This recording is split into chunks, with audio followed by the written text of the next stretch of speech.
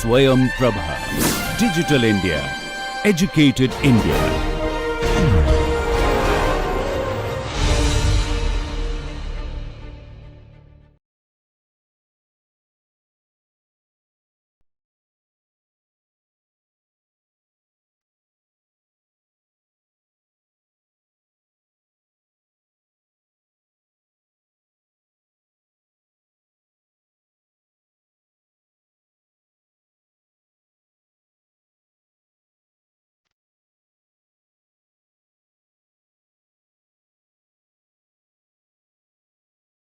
So hello dear students, welcome back to NPTEL online course on logistics and supply chain management. So in the last session we discussed about the supply chain aspects when we are talking about the product industry, and then how it is different when we are handling the services, right? And the major challenge for services industry we have seen in terms of the customized services we have to provide, because customer is very much part of your production process, right? But in case of your product supply chain, customer is not part of your production process. And the other very big advantage in production supply chain is that we can utilize the free time and produce some inventories, and later on whenever there will be demand, we can push that inventory into the market, so that smooth supply chain can be ensured. But on the other hand, we have seen this is as big challenge in your services industry, when when for some time there is no customer at your shop, and then suddenly customers are coming, and then you need to manage the big queue, because in that way maybe you are limited with your resources as well. You cannot open those many temporary service channels so that it can be moved very quickly, right? So in that way it is again big challenge. So now we will continue our discussion on supply chain main concept, and we'll see what are the principal streams of supply chain management, right?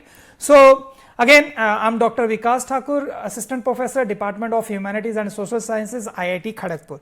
So under this session, we'll spend a couple of sessions on this discussing, because this is again very important part, where we'll again divide the complete supply chain into three parts, right? So first stream we'll see, so if I'll highlight with the diagram, again very basic diagram, again and again I am plotting. Here we have suppliers, here we have manufacturers, co-manufacturers, here we have distribution network which is reaching to our end customer, right?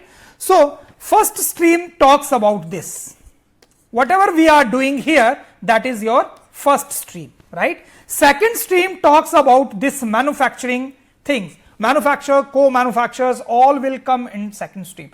Third stream talks about how we are delivering the finished product, not only delivering, in between how we are storing, how we are distributing, shipping, all those things under the third stream, right? So this concept you need to keep in mind while we'll go through this session, that we have divided this supply chain into three different streams, right? So we'll discuss the concepts under each stream in that way, and then towards the end we'll discuss some other key concepts related to supply chain management, and obviously like we are doing, we'll end this discussion as well with small case study. So already I talked about your all these streams. You can see this as your first stream, then this is your second stream, and this is your third stream. We'll see quickly, just I'll introduce. So procurement, supply and sourcing management. The name suggests that means how we are acquiring the goods and services. So while you are acquiring the goods and services, you need to source, you need to purchase, you need to ensure the smooth supply of the supply chain. These are some of the objectives, and the other objectives are, when you are ensuring that acquisition of the resources in terms of your goods or services, right, you need to optimize the cost. That is first point. How cheaply you are getting your resources. That doesn't mean you need to compromise with the quality. You need to maintain the quality level as well, and then you need to be efficient as well, and then you need to ensure that smooth supply can be ensured through your this first stream, right? If anything goes wrong with your suppliers, so how you will come up with your contingency plans, and maybe you will find out some alternatives, or if you are having multiple suppliers, only then that can be implemented. Talking about your operation, material and production management, simply again says whatever we are doing in-house, that production floor, where all the supplies are coming, we are storing in the storage, we are ensuring the quality of the incoming, we are moving step by step those inventories to the production floor as and when required. Maybe all the model we are not preparing right now, we talked about in every product category we have different models, right? So if we'll talk about iPhone 15 is coming, so iPhone 15 mini, and then iPhone 15 with the standard capacity, then you have with the enhanced capacity pro version, and those many things are there as per the screen size.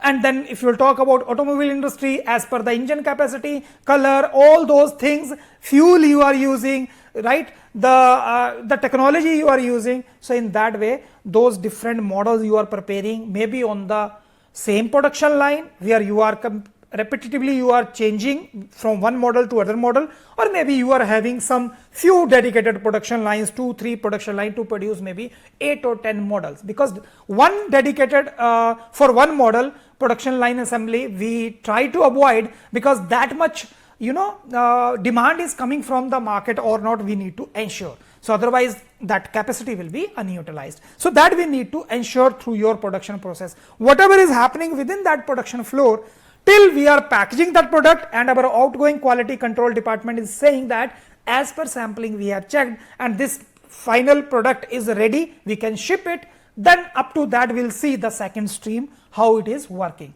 right? And then talking about the third stream, which is connecting your manufacturer with the end customer, is through your wholesaler, distributor, retailers, and then you are storing in between. So all those things will come into picture, right? So your transportation part, warehousing, inventory management, how you are fulfilling the order, right?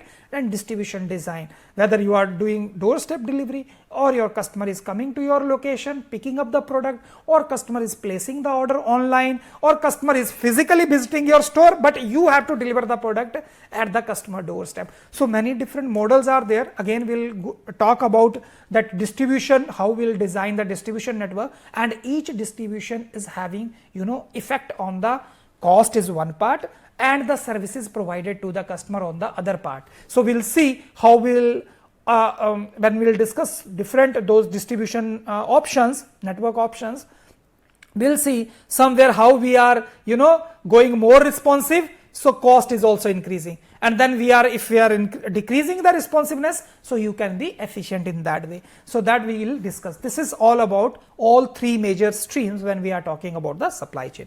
So under first stream, these are the three basic concepts we will try to touch: sourcing management, procurement management, and supply management. So first you need to understand this, the flow I have designed. First is your sourcing, and it should be the first step only, because sourcing is developing your stakeholders, developing your supply chain. This is the basic difference when we are talking about sourcing and procurement.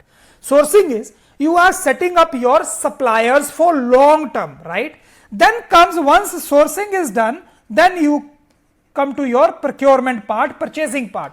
Then you will repetitively you will keep on placing the purchase orders with your sourced partners, right? And in the end you will talk about the supply in the first stream, how smoothly you can ensure that supply chain. So these three steps we will discuss for the first stream. Let us talk about the sourcing management. So obviously we need to identify, assess, and enlist the suppliers. This is first step of your sourcing. So before going for that long term strategic relationship with your sourcing partners are not only one day activity or 1 year or 10 years activity. As long as you are in that market, maybe you will try to continue with the same kind of sourcing partner, because it is not efficient and effective as well when we are talking about when we are quickly changing the partners, right? Because when you are doing this, maybe today I am your partner, tomorrow if you are leaving me, I will be partner with someone of your competitors, right? So then you have already shared your recipe with me. So then in that way you can see how it can adversely affect your way of processing the things, or whatever secret recipe I am having the access to, right. So that is one important thing. And then obviously once it is done, you have to ensure the cost efficient acquisition of the goods or services whatever you are doing. So usually for sourcing we are doing the tendering procedures. Listed sources, we are asking them to float their tenders, and there they are highlighting all the terms and conditions, the terms related to pricing, terms related to delivery, terms related to quality and other things, right. So there they are mentioning. So this is again important step when we are talking about tendering procedure in sourcing management, right. So if you have sourced, you have prepared that list carefully, right, after meticulously you have done the homework, then it will provide you competitive edge. As I told you, this is your strategic movement. This is your strategic movement. Anything strategic, that means long term effect on your competency will be there in the final market. So in that way you have to ensure, right. So types of sourcing quickly will go through. Outsourcing, obviously we discussed when we talked about outsourcing the logistics for first party, second party, third party, fourth party, fifth party, sixth party logistics we discussed, right, outsourcing. When we keep on doing those things, we are adding some extra services which being provided from those logistic partners. So in case of outsourcing, when we are thinking that okay, we will go for outsourcing for this particular operation, let us say packaging is something I am not very good with, right. So let us outsource this packaging, okay. Let us say on our this pen, if we are manufacturing this marker, screen marker, pointer, so you are printing your brand name on this pen, right. So printing, I am not expert in that. I am manufacturing electronics goods, but printing is something I never heard of. I am never been there, how things are done.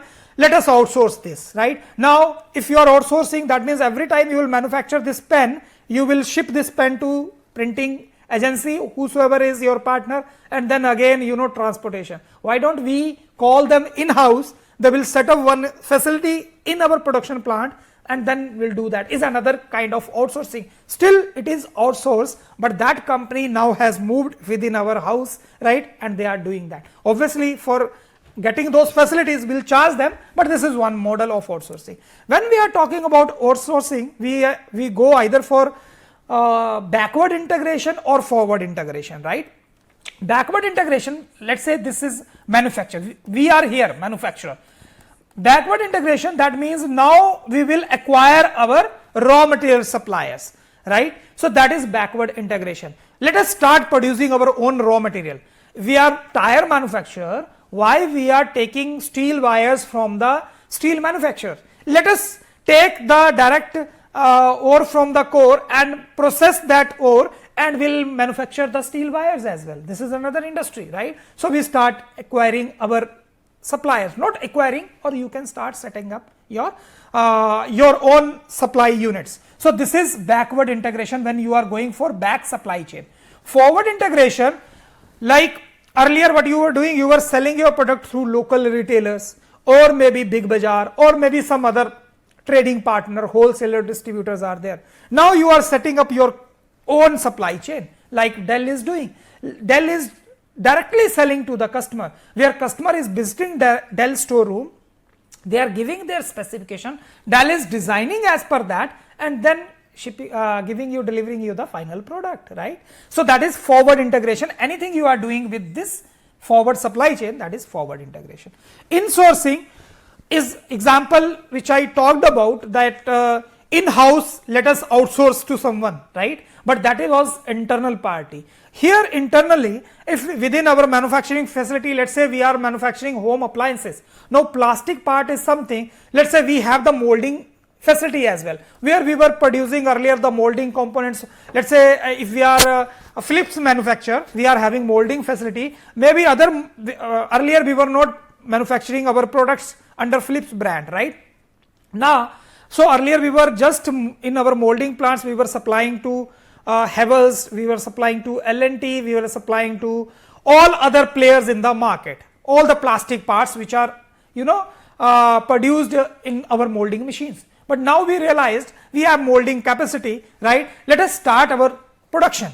So within house, you are outsourcing your all the plastic related components production to the molding plant. Plant 1 is molding plant, plant 2 is your where you are assembling the those products, right? Your home appliances, where maybe this is not only one component you are using for manufacturing that appliances, maybe many other components coming from other suppliers, but that one component, your plastic components are coming from within only. Near sourcing is when you want to implement just in time, that can only happen whenever product is required, you can ship that. So many of the organizations, they are asking their raw material supplier to set up their production houses near to their facility, and they are ensuring that we will feed you large enough orders so that economies of scale can be utilized and you will not be in loss. That you have, because it is strategic relationship. As long as both suppliers and manufacturers are in profit, only this complete supply chain can survive, right? It cannot happen that suppliers are running under losses and manufacturer is still making loss. That cannot survive for long run, right? So not only just in time, sometime what is happening, I have seen, visited one two-wheeler industry, I think TVS, what they are doing for if they are using lights and glass, all that in their bike. So you can see the product is very fragile, that component is very fragile, and if you are transporting through you long distances, maybe scratches may be there, these kind of things can happen. So what they are doing, they are asking their glass manufacturer or the light manufacturer to set up their facility near to their production house, so that just in time can be ensured and the quality can be maintained of the product.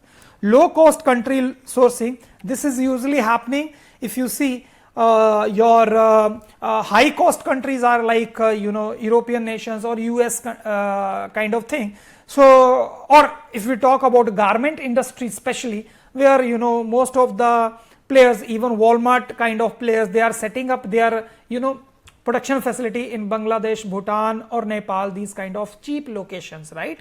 So in terms of how much you are spending for producing one unit, that also China is also has become, because of their policies, that is not low cost as such, right? But their policies are that they have lower down the charges for entry for foreign players. This is how they are boosting up their economy. So many different policy measures are there. But yes, low cost country, if you are getting to produce that product, you can save on the production cost. Global sourcing, like we discussed, this whole global is one marketplace, so you can have access to new range of skills and resources. So in terms of if you are sourcing markets, you can also source, right? So not only Indian market, you can go foreign market, and then foreign suppliers, lighting solution, China is best known for providing the lighting solution. Even small single LED, you can just imagine we are using in torch or we are using in automobile industry, right? Any electronic appliances we are using at home, we are using at least one that light emitting diode, right? Where it is giving the indication whether it is on or off, like that, right? So those small components are also coming from China. So they are so good with that manufacturing, you can leverage on that and cut the cost, right? And then quality also, they are promising that now. Earlier they were known for quantity, but now they are moving towards the quality as well, right? So prime subcontracting, here we are not sourcing everything, some part, sub assemblies we are outsourcing. Very small example again, let's say for you are manufacturing washing machines. So in washing machine you are using one board, electrical board, like circuit, right, where you are putting all the electronic components just to control the functionality of that washing machine, right? So many different electronic components you are putting on that board, but you are good with the manufacturing, you never seen any soldering facility, how we can go for that. And even if you are doing that, you can just imagine that board is printed circuit board where you are putting all the electronic components. If anything goes missing, whole machine will stop working. So it is small PCB, but is equally important. It will not turn on. So what you will do with that big machine if that small PCB is not turning on, right? So let us outsource this to some other company who is specialist in this field, and we can enjoy their services. Captive services operation, again example of you can partially you can acquire, or wholly you can sometimes go. So in that way you have more control over the quality as well and security issues. But yes, that's economies of scale you need to keep in mind, whether you will be able to generate that much demand or not. Professional services, like if you are coming to me, I am a lawyer, those services you are outsourcing, you cannot do that of your own. But some people they seek for special permission where they can fight their own cases. That provision is also there with some limitations, right? Manufacturing, like the example I quoted, Philips is not having any manufacturing unit, but they have the control over those co-manufacturers who are producing product for the Philips, right? Most of the home appliances are being produced by their co-manufacturers. So vertical integration, forward and backward integration I talked about. When you acquire your suppliers, it is your vertical integration under backward integration. When you acquire your forward supply chain, distribution supply chain, any player, your transportation agency you acquire, or you start your own transportation center, right? So then it is forward integration. Vertical integration is this, and horizontal integration is when you start acquiring, Philips will start acquiring Havells, right? In the same industry you acquire your competitor, that is horizontal integration. But in supply chain context, vertical integration is our concern. Few or more suppliers, obviously if you are having only single supplier, what if something goes wrong with that supplier, and on the other hand you have 2-3 suppliers or maybe n number of suppliers, many supplier, that means that quantity will be shared among all those suppliers. So that means you cannot feed large orders. Large order you can feed when you have only one supplier, but the problem with one supplier, if anything goes wrong at his facility, any disaster happens or any maintenance related things happen, so then that means your whole production line will stop. So I'm never supporting single supplier and never supporting too many suppliers. I am just supporting maybe 2 or 3 suppliers, and then we can feed the large order as well. We can negotiate on that quantity, cost also, quality also. If something goes wrong with one supplier, we can shift to other suppliers, and that supplier can take some time to rectify the errors and again come up with the strong promises, right? This is how we can build up the strong relationship with all the stakeholders. So few suppliers should be there. Joint venture, Maruti Suzuki, best example where you can leverage the supply chain of Maruti here in India, and Suzuki you can leverage the technology of that. Virtual enterprise, sometime online companies are there which are doing the survey and all those things. McKinsey, if you are going for a hospitals industry, they are doing survey, and then you can find out their information, their findings, their reports can be very helpful when you are designing your insurance product related to healthcare industry, you are designing healthcare services, you are designing healthcare stations, right, facilities. So those kind of things also you can leverage on that.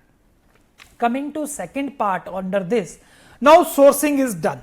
Now we'll start purchasing the quantity from your sourced partner. So this will help you to ensure on time process, and continuous monitoring will be ensured, right? So after doing all the homework, we decided these many 2 or 3 suppliers will be there. Then we need to go for the cost also we decided, and how we can be more productive with our stakeholder. It's not only if your sourcing partners are productive, in that way you will get the supplies with minimum cost, right? So procurement process can be defined as a process responsible for overseeing and administering all the activities involved in acquiring the material, product, goods and services which are required to ensure the smooth operation, efficient operation, effective operation within your production facility, right? So repetitively you will procure. So what are the fundamentals? While you are going for procurement, you need to understand first your purchasing portfolio. Purchasing portfolio will help you to understand what are the products you are buying, what are the quantity you are buying, in what orders you are, how frequently you are buying, number of lots you are buying, right, size of the lot what you are buying, quality what is expected. So if you know all these things, you can be in better position to negotiate with your raw material supplier, right. If you are feeding them large order like what Walmart is doing, Walmart is saving huge with their raw material suppliers because they are having limited suppliers and they are feeding continuously large orders. When you are feeding large orders, those economies of scale you can reduce, you can negotiate the price as well. That is one thing you need to know. Organize your purchases. Then once you know the portfolio of purchasing, right, then you can organize in that way that I will require, let's say for 1 month I need 3 deliveries, load 1, load 2, load 3. I want this much size, load 1, this much size, load 2 and 3, right. You need to organize your purchase. When the purchase order will be initiated, right, when you will generate the PO, when purchase order will reach to your sourcing partner, how they will process everything, that information, what is required, quantity, quality, and then variation in the component, what is required. So that also you can organize. Then you need to control the inventory in terms of either you are talking about finished goods or raw material or semi-finished goods, that you need to control through procurement process only. If you are keeping too much in your semi-finished inventory, that means you need to push that inventory first in the market, right. Otherwise you never know, anything will come, like what happened with BS3 petrol engine and BS4 diesel engines when in Delhi completely phased out. So then there was a rush among 2-wheelers, 4-wheelers to sell those products with 50% lesser price, right. So that you need to keep in mind. Procurement function must be included in product development is a very, very important part. Whenever you are coming with your R&D team and you are developing new product, if you are including your procurement team into that, what extra benefit you will get? See, procurement team is having better idea which material will be beneficial.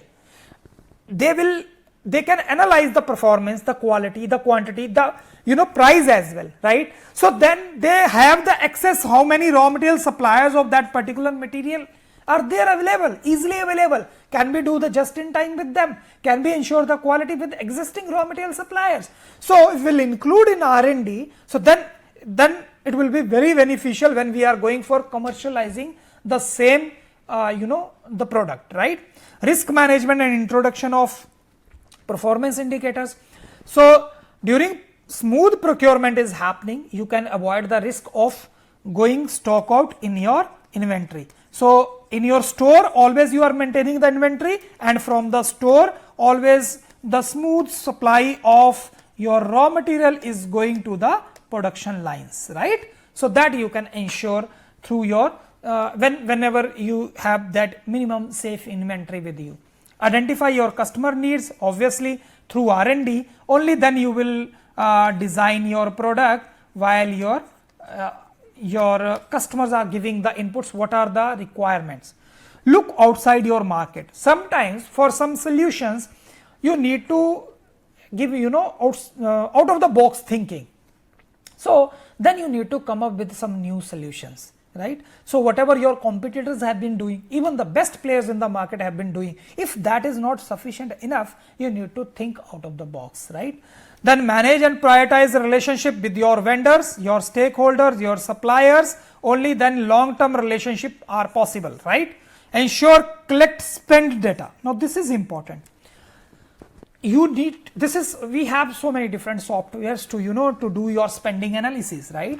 How much you are spending there in your now in mobile also, when the apps are coming, those apps are fetching data from your PayPal, Paytm or UPI, whatever you are using, and then giving you in the end of the month, giving you the complete information, this much you are spending in purchasing the grocery item, this much you are spending in your traveling around, this much you are spending for getting the fuel, this much you are spending, like all on your clothing items, this much you are spending for your household item. So whatever, you can do the spending analysis, and then you can say, okay, I'm getting the maximum material from this. In industry, how this spend data analysis is helpful.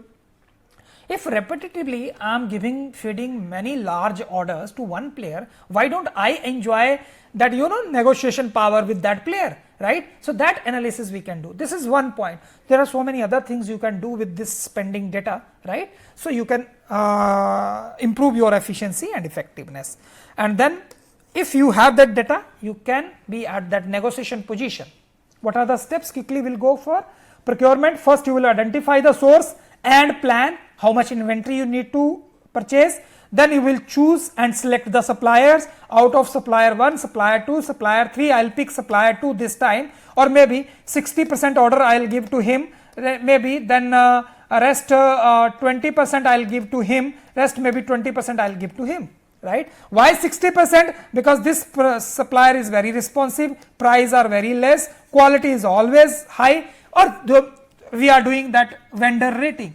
We are rating all our vendor. We will see one session on vendor rating if we will get time. So how vendor rating is helping us to find out which order should be given to which supplier, right? And then negotiating the contract. Here we are discussing the quantity terms we want, the quality terms we want, the payment, how payment will be done. Usually we are saying after receiving the material within 90 days you will get the payment. These 90 days are required to check, inspect the incoming quality, right? And then invoice will be generated, will be passed through accounting section, will be passed through then and finally payment will be done, right? This is how it is being done. Or if any conflict is there, how this will be done, how it will be negotiated. Then actually we will place the first order. Once the first order copy is generated, there you are documenting every term and condition in that first order. This is another step, accelerating the order. Let's say now, like the example I quoted, that two-wheeler industry, BS3 engine, petrol engine were phased out, they started selling on 50% lesser cost. But let's say still our raw material suppliers are maintaining some inventory related to BS3 engines. So that means they should be able to accelerate that inventory quickly to the production line, otherwise that will be cost to us. If they are supplying after 10 days, it will be difficult us to again assemble that and push in the market. Again we have to lower down the price, right? Or this is one scenario. Another scenario, if suddenly one supplier something goes wrong, second supplier should be able to accelerate the order, should be immediately providing the services. If our forecasting failed sometimes and we are getting large order, we should not stop saying that we cannot feed after that. We should be able to do that, right? So that is one thing. Then receipt and inspection of the purchase. Once it is done, we will inspect that material, and then if it is okay, we will store that and then move to the production line. After that, only invoice and payment will be done, and we are doing this on time so that the relationships can be managed. So this is one complete cycle how the procurement is happening. So you can just see one example of procurement management, where construction company, what are the supplies required, right? So you need cement, steel, and all those other things you require to electrical wiring, electrical equipments, all those things are required when you are coming up with new project, right? So you need to ensure the smooth supply, only then the that construction can be finished on time, right? It's not only the tender will get the person who is giving the minimum quote, no. So the delivery of the project is also very important, and in that way project delay is major concern the project management industries are facing these days, right? So if we'll talk about procurement versus sourcing, I just talked about this is the first stage where we are developing the supply chain, and procurement involves procuring goods and services. Here focus is what are the supplies, here focus is who is making those supplies, right? That is also equally important part, right? And then leverages supply chains to ensure a steady flow of inputs and supply to the organization. Sourcing is concerned with building and managing the supply chain, which I talked about. Procurement is primarily concerned with already running supply chains are there, procurement is just ensuring the smooth supply, but sourcing is building up new supply chains, right. So now after ensuring your sourcing is done, now purchasing, you are repetitively placing the order with your sourced partners. Now the third step the final step under your first theme is supply management, which the name suggests that you need to ensure the smooth continuous supply of the goods, products, whatever you are taking from your suppliers. Now see, to ensure the smooth supply, you should have proper integration with your suppliers. Integration means technologically you should be integrated so that quick information can be shared. If any higher demand is coming from the market, that should be immediately shared. If you are feeling that there will be sudden drop in the demand, then the supplier should not produce excess inventory, raw material, that also should be communicated. So this is one element, important element to ensure the smooth supply, because smooth supply is targeting our this concept of we should not stock out and we should not have excess stock. This will be ensured through your proper supply management, right, and it is very much function of your pre-production logistics and inventory management, where we are targeting our resources, whatever resources we are using should be supplied smoothly through your first supply chain, first stream, right. What is the role of supply management? Identifying, sourcing, negotiating and procuring a service or good that is essential to a company's ongoing operations, right.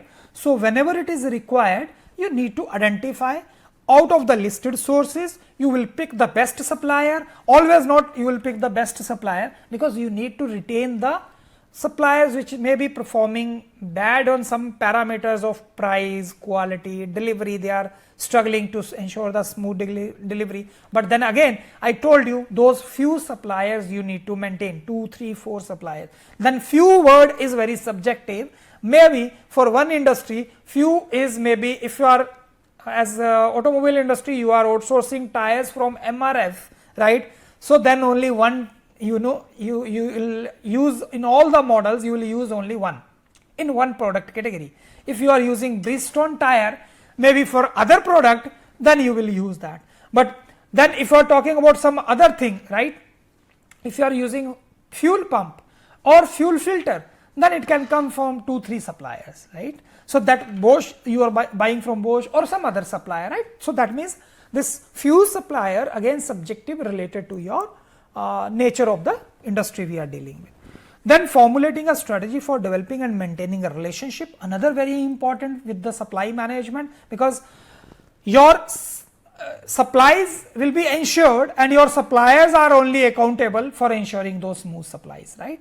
Utilizing technology and procedures that will help you to integrate better with your suppliers, and then we need to consider the theories of supply and demand, so that we can fix that price and we can ensure that smooth supply is happening and demand is also generated in that way. So that we will ensure through your supply chain process, right. So these all are the 3 major components when we talk about the first stream, right. In the next session, we will start discussion about your second stream, supply chain. So these are the references for this complete topic of supply chain 3 streams, right. So these are the references you can refer. That's all for this session. Thank you very much.